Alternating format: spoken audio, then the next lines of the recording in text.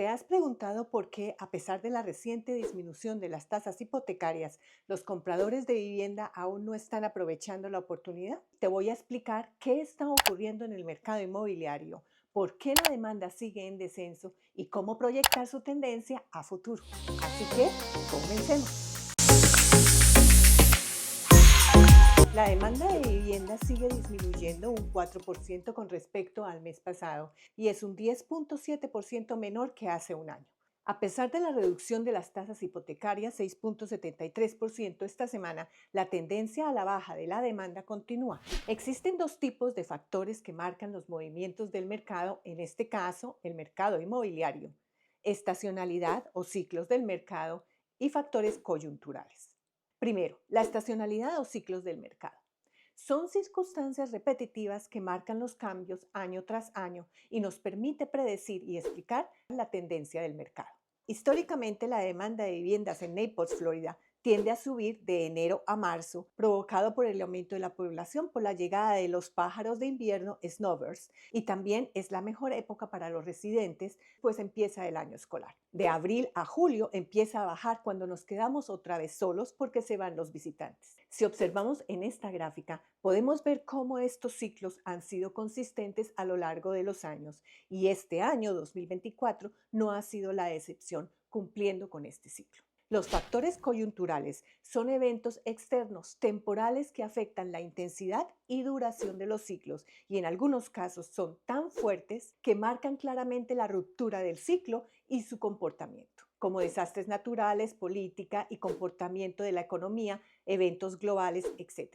Vemos en la gráfica, por ejemplo, que llama la atención inmediatamente septiembre del 2017. La demanda se desplomó y fue cuando el huracán Irma pegó fuerte en el suroeste de la Florida. Y la pandemia entre abril 2020 y marzo del 2021 causó fluctuaciones notables contrarias hacia arriba en la demanda. Si bien es cierto que en porcentaje la disminución de marzo a julio en el 2022, 2023 y 2024 ha sido muy parecida, 52%, 42% y 45% respectivamente, el número de compradores en el 2024 ha sido menor. Veamos cuáles han sido los tres factores coyunturales que siguen afectando el 2024. Primero, asequibilidad de la vivienda. Analicemos el ciclo de marzo a julio. El precio medio de venta para casas unifamiliares es de $705,000, $67,000 menos que en marzo del 2024, disminuyendo el 9%. La tasa hipotecaria 6,73% no ha variado desde marzo, así que no sé cómo pueden decir ciertos anuncios de social media que se desplomaron. El pago mensual de una hipoteca es de $4,404, $423 menos que en marzo. Los pagos están disminuyendo, no por las tasas hipotecarias, sino porque los precios están cayendo.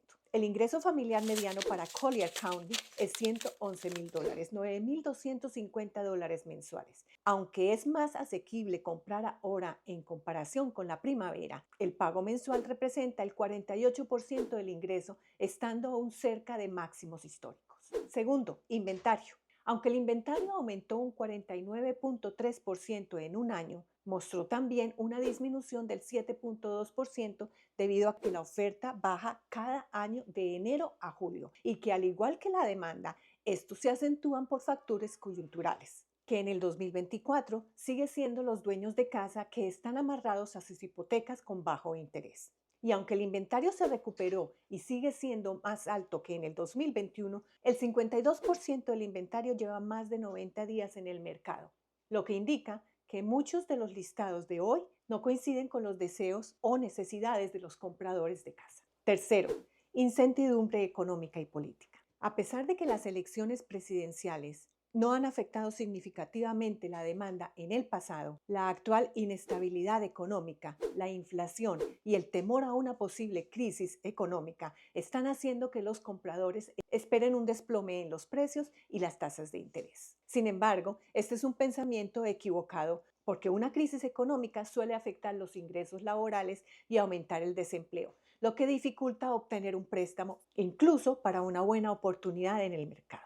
En resumen, la demanda de vivienda sigue siendo baja debido a la asequibilidad, el inventario limitado y la incertidumbre económica y política. Es importante entender que en tiempos de crisis los inversionistas suelen ser los principales beneficiados y no necesariamente los primeros compradores. Te invito a ver este video a continuación y si estás pensando en comprar una casa, te recomiendo estar bien informado y asesorarte con un experto en el tema. No olvides suscribirte a mi canal, dale like para más actualizaciones del mercado. Hasta pronto.